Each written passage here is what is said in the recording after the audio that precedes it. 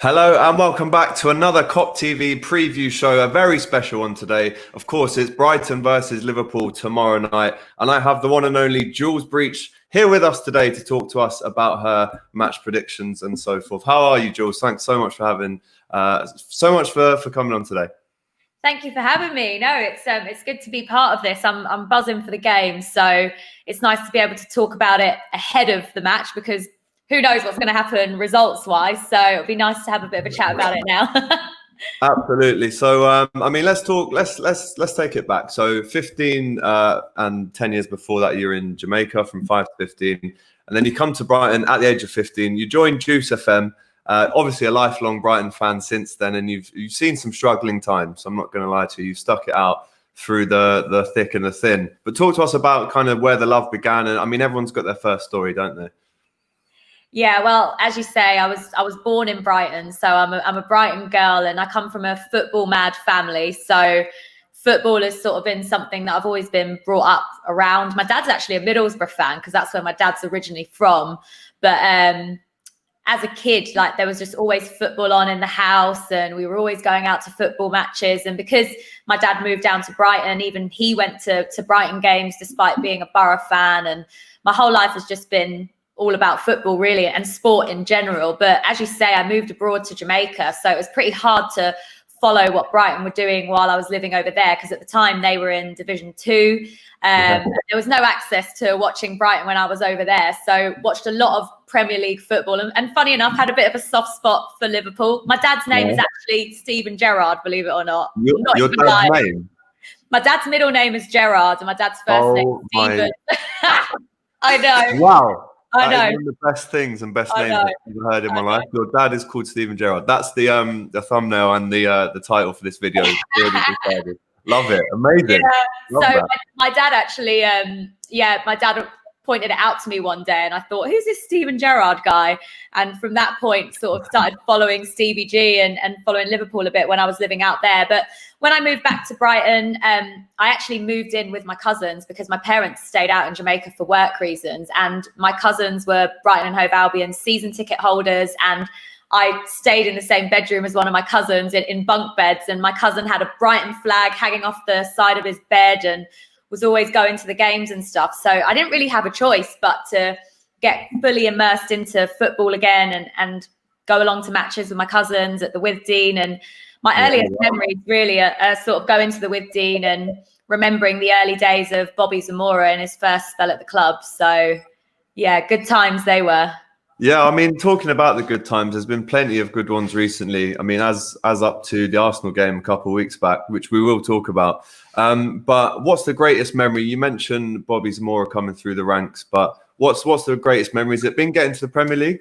Yeah, it has to be. As a fan, I was at that game that Brighton sealed promotion to the Premier League. It was one of those seasons where we'd started so well in the 2016-17 campaign. And as you already mentioned, I was covering it live on the radio for the majority of the campaign on Saturday afternoons. And we'd done 18 matches unbeaten at the start of that campaign. And we felt like it was always coming. That was going to finally be the year that we got promoted. But still, despite that, and despite pretty much just being in that top two for the majority of the season, that day against Wigan Athletic, I'll never forget it. I'm pretty sure it was a Monday, like Easter Monday, April the 17th, 2017.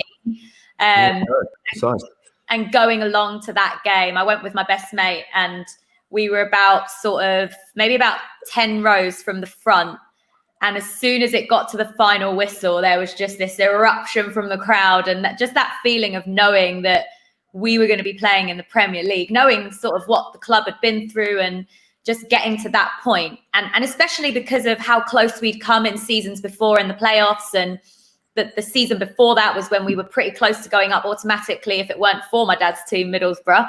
So, so it's been, it was one hell of a journey, but that day was just amazing. Just securing promotion with that win over Wigan and the celebrations after, just seeing the players, like pictures of the players on the train heading into Brighton Town Centre celebrating with all the fans. It was just, it was an amazing day and one that I'll never forget for sure. I can imagine what a day that would be with the sun, the beach. Amazing place, Brighton. I love it, actually, whenever I go there. Do you know what? Brighton so nearly did Liverpool such a big favour last season. And you were kind of doing that favour for about 3 minutes, unfortunately. It was quite a short favour. But can you imagine if Brighton did upset the odds on that day? I mean, Liverpool fans would be in debt to Brighton fans for the rest of... I mean, you would never have to buy a drink ever again from any person if you're in the vicinity with a Liverpool fan. I mean, it's so close, but yet so far. That was really exciting last season, wasn't it? I remember I was at work. I was actually live on BT Sports Score, and there was that period, wasn't there, where it was like, oh my God, this could actually happen for Liverpool on the final day. And then obviously it all kind of changed after that. But those are the sort of final day of the season. I know that obviously for Liverpool, it didn't turn out how you wanted it to, but it must have been worth it for the season you've had this year. Yeah. But it's those kind of final day moments where all the games kick off at the same time. It's so exciting what can and like might change and might happen. I think we're going to have another one of those this year, because I think the fight for European places will go right down to the final day, and the fight for survival will go down to the final day as well. Yeah, absolutely. I think Glenn Murray front post header, was it last year, the first goal against City? It was. Glenn Murray. Can't beat a bit of Glenn. Always there. Absolutely. So, I mean, as a presenter, I mean, obviously you started there on Juice FM, and you're now just killing the game, really, on BT Sport. You're really kind of in that kind of lineup now, for sure. And it's amazing to see someone who, let's be honest, doesn't support one of the biggest clubs. And I know everyone, all presenters, you know, I mean, we're all in football because we have a team. I mean, is supporting Brighton sometimes in those environments where you might be covering a big Champions League game, or is there not a part of you that wishes like they were with you in those moments as well? Yes, but at the same time, it's kind of nice because the nerves aren't there so much. If Brighton were playing in all of these biggest games that I was covering, there would certainly be a different feeling to covering them. But I also do hope that one day that does actually happen. But, you know, I've been there on the radio before when I was working for Juice, which was our local station in Brighton, and covering that campaign where Brighton got just the season before we got promoted. Yeah. It was really exciting covering all of that and kind of being part of that with all the fans. That's actually a really nice thing to be a part of. So there are kind of pros and cons to supporting Brighton and not being able to actually be at all of their matches. But I've been at a few when I've been working, and it is one of the perks, really, because you get to kind of be behind the scenes and see how it all unfolds as well.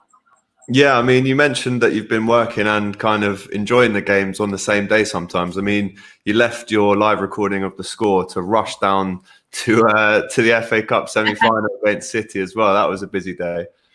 That was fun. I didn't leave the recording, actually. It was as soon as we came off it. I tried. I'm not going to lie. I did say to my boss, "Do I have to get 5 minutes early today?" Or... Yeah, I did actually say, "Do I have to come in this Saturday? You do know Brighton are in the FA Cup semi-finals," and they were like, "No, you do have to work." Fair enough. But as soon as we wrapped, so as soon as we came off air, I was like, "Right, I'm off." And actually, BT were kind enough to say to me, "Look, we'll get you a motorbike so it gets you there as quick as possible." So I managed to jump on the back of a motorbike, and we raced across London and managed to get me to Wembley just before half time. So I actually missed the Man City goal, and it was the only one they scored. So the game I watched was 0-0. So in my eyes, we didn't lose. Well, you didn't lose, you didn't win. We all went home with a draw. Fair enough. Yeah. Speaking about Brighton's change in form, because I mean, when you came to Anfield recently, we were kind of in our, I think we maybe won 18 games in a row at that point. But Alisson got sent off. Van Dijk scores 2 headers quite early on, so you're thinking it's going to be a cruiser. But then Alisson gets sent off. Dunk scores that unbelievably cheeky free kick that I just don't think we'll ever see something like that again. Not from him, anyway. For sure. Exactly, definitely not from him again. Side foot as well. Yeah. I mean, that game, I was really sweating it for the last 15 minutes. And since then, I mean, since lockdown, 4 games, 2 wins, a draw and a defeat. And that was only to an in-form United. What do you actually put the turnaround in form down to? I think coming back from the break in football into this restart, I think that the turnaround in form in terms of picking up results might be down to a couple of things. It might be that obviously we're in the first season playing under Graham Potter, and it may have just actually benefited us having a bit more time to work with the manager and get more used to a very different style of play to what the players were used to. Like under Chris Hughton in the previous seasons in the Premier League, it was a very different style of play. And as well as that, there are new players brought into the system. So I think time is always a positive thing when you have a brand new manager coming in that wants to put his own stamp on things and change things. And I think that possibly benefited Brighton, and just maybe just having a fresh mindset. I think coming into these matches post lockdown, we were fortunate that we were outside of the drop zone and we have a much better goal difference than the teams around us, that I think the players probably came into it feeling pretty positive and knowing that if they worked hard and stuck to the game plan and stuck to the approach that Graham Potter has put forward, that the points were going to be there for the taking and that we'd be able to get enough points to stay up. So I think it was a combination of things, really. Yeah, it definitely looks like you're going to stay up now for sure. I mean, apart from the game against United, you've only actually conceded 1 goal since the restart. I mean, Dunk and who partners Dunk at who's partnering Dunk at the weekend? So Adam Webster, that was it. Fantastic from them two. I mean, we mentioned the United game. It was a bit of an anomaly, I thought. I didn't think Brighton actually played too badly in that game, to be honest. But the defence has improved massively as well since the restart. Yeah, I think the United game is the one that everyone kind of points out because they were just so good, annoyingly. And I think that they started that game really well, Man United. And we weren't really set up to beat them, I don't think. I think that the team that Graham Potter put out, I think on reflection, was perhaps with the Norwich game in mind. We knew that the Norwich game on Saturday was the biggest game of the season and the biggest game in this final run-in of matches. So I do think that the team he put out against Man United wasn't necessarily one that was put out to get a win. And that's not a criticism of Graham Potter. I just think that it wasn't quite the right team. Whereas you look at the starting 11 against Norwich, that's probably Brighton's strongest 11. We had the benefit that Adam Webster was back fit again because he was out for the United game. So, that it was definitely a better team against Norwich. And I think that, defensively this season, again, it's probably been quite difficult for the team to get used to because it's a very different system to how we played under Chris Hughton. Particularly the first season in the Premier League, we were known for being so solid defensively. That partnership of Duffy and Dunk was, what most people looked at in the Brighton team and saw as the most positive thing. And so moving from that into now, Shane Duffy is kind of a replacement for when Adam Webster isn't available or comes on as a substitute. And he's definitely still very valuable to Brighton. And as Brighton fans, we all absolutely love Duffy. But this new system that Graham Potter's playing with, two new players in that regular starting 11 in the defence with Dan Burn and Adam Webster both joining this season. That's a very different setup to what Brighton are used to. So I think, again, it's probably just taken a bit of time to get used to it, but it's working. And like you say, we're not conceding that many goals. We're not a team that get battered week in, week out, if you know what I mean, in the Premier League. We're not a team that loses 4-0, 5-0. When we lose games, we usually lose them fairly narrowly. It's usually a 2-1 or a 2-0 or something. So yeah, we lost 4-0 last week, but normally I'd agree with you and say we're the same.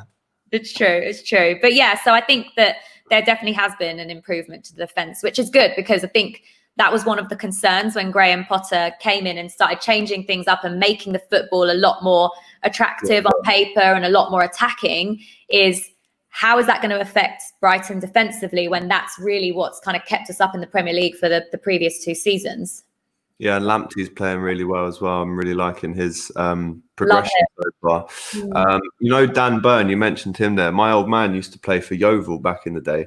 And I actually saw a really young Dan Burn play for Yeovil. No way. Was he 6'7" then? Yeah, he was a giant then. And there was a game actually where I think him and Andros Townsend were in the same team for Yeovil. And I think they lost to Oxford or something, or Cambridge or someone. A mad game. Kamar Roof scored actually in that game for Oxford. So I think it was Crazy football memory. But let's get on to the game tomorrow night at the Amex then. Beautiful stadium, I have to say. Thank you. For me, it's like a mini Emirates, if that's fair. You know, not mini as in terms of it's a lot smaller, but in terms of the setup, it's the perfect bowl atmosphere. And it's a really tidy place there. So, I mean, like I said earlier, the last meeting was 2-1 to Liverpool at Anfield, very tight back in November. I mean, I don't want to ask you for a prediction just yet. Let's talk about the game itself, because it's going to be a tough one, I think. 9 points ahead of the relegation zone, so there isn't that kind of immediate looming threat for Brighton. But for Liverpool, it's more of a mental battle to keep going away and keep winning. How do you see it happening?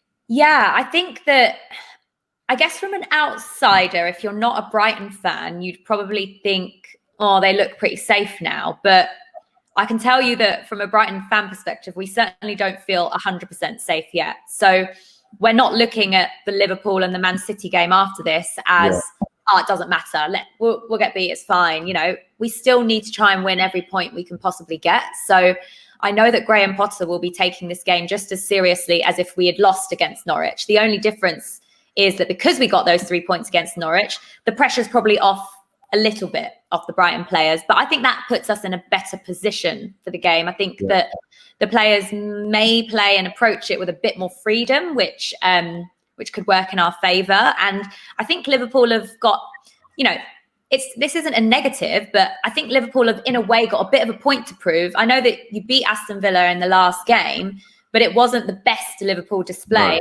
Right. And I still think that since being crowned champions, I think Liverpool want to go out and kind of like get a really big win against a team to sort of say, you know, we are the champions of England, we are Premier League champions, and this is what we can do. Because since being crowned champions, we haven't really seen that.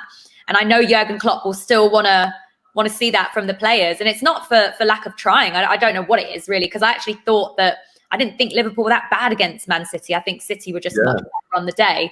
I still think that Liverpool played with a lot of intensity in that City game. It just didn't really happen for some reason. But yeah, I think it'll be a good game. I think that Brighton will still go for it and try and get something out of the game, which sometimes leaves us a bit more open, which might be a good thing for Liverpool. But yeah, I certainly don't think that we're looking at this as it's Liverpool and Man City next. It doesn't matter, we're safe, because I don't think we're 100% safe yet, even though it's looking good.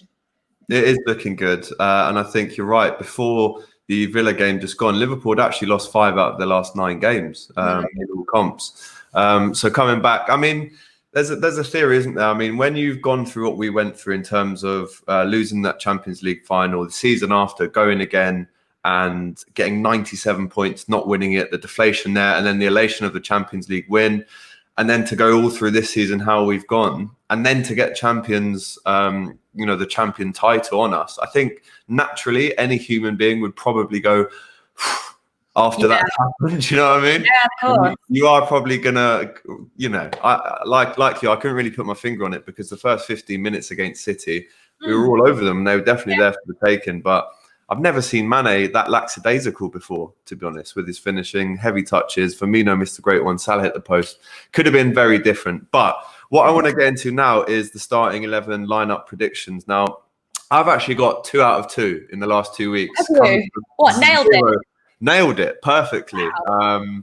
And I've literally got none before that. So this is probably going to be my downfall this week. But we'll start with Brighton, and then we'll go with Liverpool. And then when the lineups actually do come out, we'll give each other a little tweet to see if we got them right. Okay. So let's start with Brighton. And as the guest here, as the expert on Brighton, let's go with you first. Well, I personally, because of what I've said already, I think Graham Potter's going to set the team up to go for a win. I don't think he thinks the team is safe yet. So I think that he's going to put his strongest 11 out.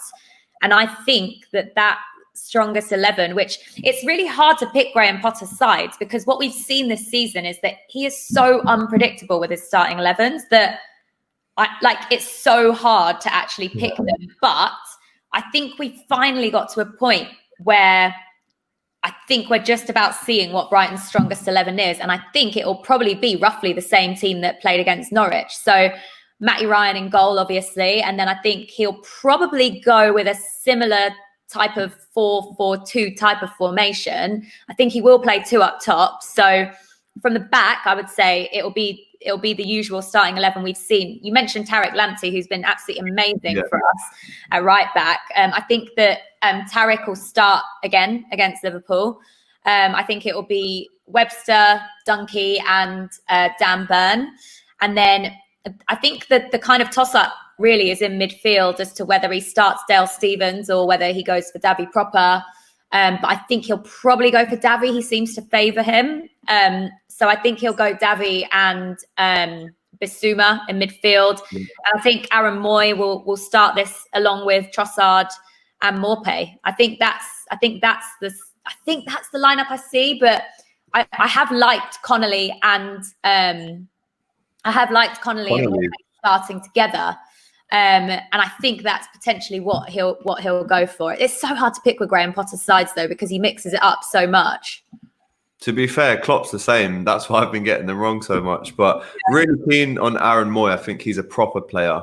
Proper player. I don't think he gets the credit he deserves. But you could see from when he kind of came in with Huddersfield that he knows what he's doing. Great on a set piece.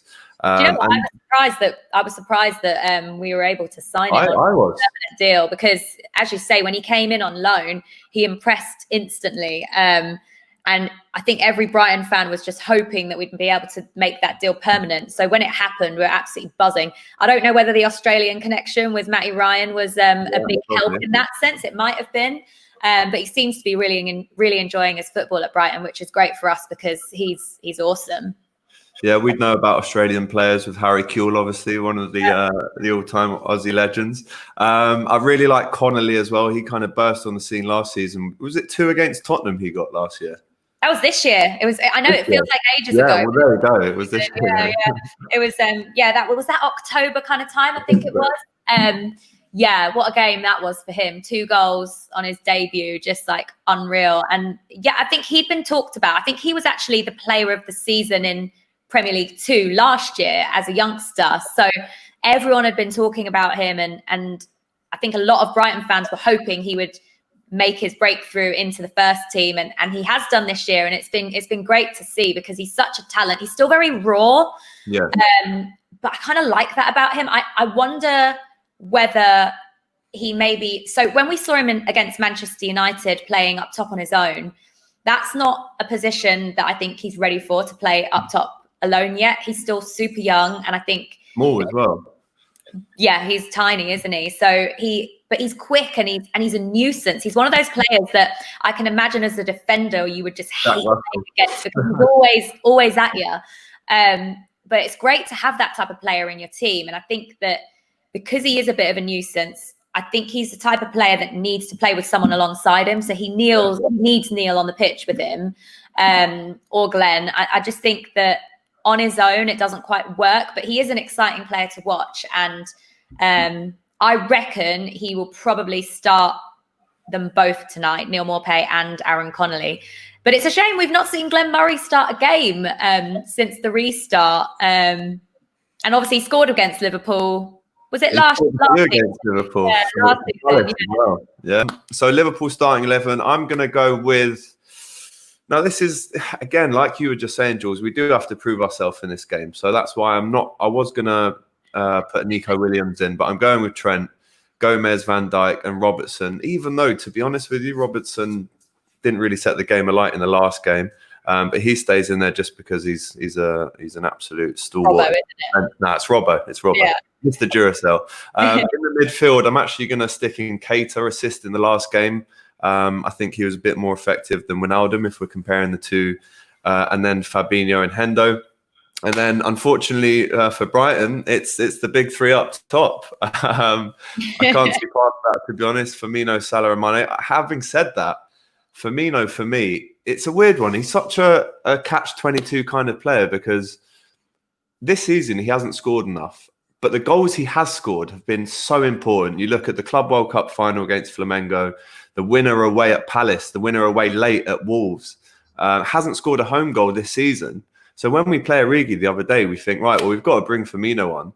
And even though he doesn't score, which you need your number 9 to do, he sets up and he kind of brings the tempo higher. So how do you see Firmino as an outsider? Because a lot of rival fans kind of get on him for his maybe lack of goals this season, especially at home. But honestly, he's one of my favourite Liverpool players of all time, to be honest. Yeah, I'm totally with you on this one. I think he's an unbelievable player. And it's when you were talking about his lack of goals at Anfield this season, I was thinking to myself, yeah, but it's not just about that.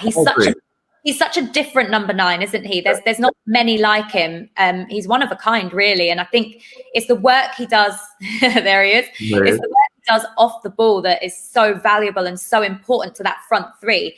For me, that front three aren't the same without Firmino in the team. And that's no disrespect to Divock Origi, who I think is a fantastic player, a brilliant substitute to bring on. And again, you were talking about important goals, the amount of important goals that Origi has scored for the side. Exactly. And just seems like a really nice guy as well. But I think with Firmino, he is just an incredible talent. His feet are ridiculous. And I think that front three don't work the same and aren't as powerful and as dangerous without Firmino in the side. So if you do go for that front three tonight, I'm going to be a bit worried as a Brighton fan.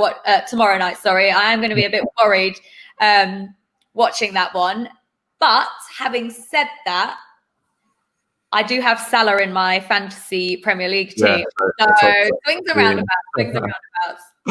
I remember we played Brighton a couple years back, and unfortunately for you guys, I think it was about 5-0. I think Salah got 2, Coutinho free kick that went under the wall and confused everyone. I think Firmino got 2 as well. So I'm hoping for something similar. We're going to talk score predictions now. I'm hoping for something similar, but if I'm being realistic with myself, I think Brighton definitely will have opportunities to score. I think you've seen that even with Villa the other night. Alisson had to make a great save down low against Grealish. So I'm going to go with a 3-1 win to Liverpool. I'm sorry to say it, but I know you've got a soft spot as well, so I know you won't be too upset if Liverpool do win. But what's your score prediction? I think that Liverpool will win it. This is me completely just picking based on the two teams. Liverpool have so much more quality than Brighton, being completely honest, and you're the champions. And I think that you're going to want to win this game. And I think Jurgen Klopp will want a reaction despite the win against Villa. He'll still want a reaction. And I think you guys are going for the records. You're going for you want to still get records. And I think that the likes of Salah and Mane are still going for the golden boot. I think that there's still a lot to play for in this Liverpool side, despite already winning the title. So I don't believe that it's kind of, Liverpool are on the beach now just because they've won the title. So I still think Liverpool are going to be an extremely hard side to beat. But Brighton still want points. They still aren't 100% mathematically safe. So I think it'll be closer than maybe some think. But I think Liverpool will win. And I think we will score because we're at home. So I think it might be 2-1 Liverpool. Okay, I like it. I'll take that anyway. Keep the goal difference down. I was goals with a couple of Trent assists for my fantasy team, and I won't be too mad. Then you'll be happy, won't you? I actually was so looking forward. I mean, with the Kop TV, I'm very lucky, in fact, to kind of go around to every game, home and away in Europe and at home with Liverpool. And I had this date in my diary for so long. It was actually it was supposed to be April the 19th, I think. We were supposed to come down to Brighton. I was there last season, and I was so looking forward to that one. Obviously, I can't get down to the ground. But what's just quickly on kind of your presenting aspect as well? I mean, who are your favourite Liverpool players to talk to when you are kind of speaking to the team? Oh gosh, that's a really hard one. I don't actually do a great deal of player interviews because I'm mainly based in the studio. But I have interviewed Jordan Henderson and James Milner before, and they were both just such a laugh. I love the fact that Milner has this kind of like persona that he's really boring. And in actuality, when you meet him, he's so charismatic and so hilarious. And I found him and Hendo together just brilliant. And then I worked at the Champions League final in Madrid last year. I was so lucky to do that. And I was actually pitch side when they lifted the trophy, and like it was honestly probably one of my career highlights, just because it was just amazing to see this team who I have so much respect for and such a nostalgic kind of love for, because of loving Steven Gerrard and watching Liverpool play. Like as a kid, when I was living in Jamaica, they were, you know, the Premier League team who I always looked out for. So to be pitch side at a Champions League final and watch them lift this trophy after what had been such a, you know, a close run couple of years in the Premier League with Man City and coming so close to winning the Champions League final the year before. That was amazing to see. And Jordan Henderson was there, and obviously he had his moment with his dad. And I was literally stood like just a few people over. And my colleague Kelly actually interviewed Jordan's dad. And I know everyone's seen that interview now, but it was an amazing moment. So yeah, it was pretty special to be there. And yeah, I can't even remember what question you asked me now. What was it was just who's your favourite Liverpool player? Oh, who do I like? Yeah. What we'll do is just clip that up and have it as a standalone. I think the picture you're actually talking about, your kind of pitch side, and Virgil's got the trophy behind you. He's standing like behind you with the trophy. It's like just unbelievable experience that must have been. So happy for you that you experienced that. I've got some amazing photos of that day, and I think Robbo's actually photobombing me in one of them as well. Sure, which is funny. Yeah. Yeah. No, listen. Thank you. Were you there? Say it again. Were you there?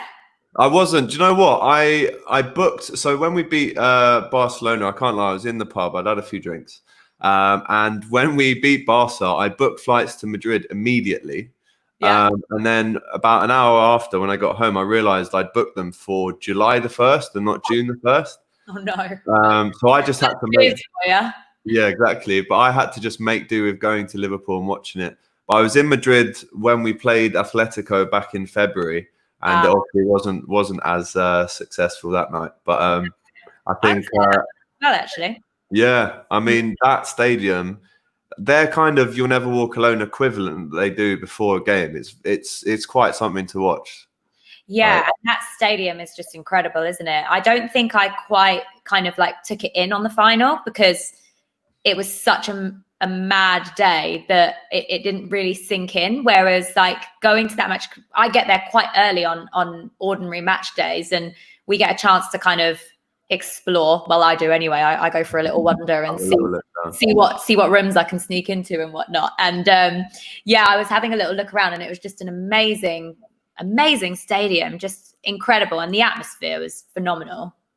Yeah, I actually I can speak fluent Spanish, so I did a piece out in Spanish outside the stadium, and I got approached by a couple of Liverpool fans who thought I was an Atletico supporter because I was speaking in Spanish. Brilliant. So couldn't get their head around it. It was hilarious.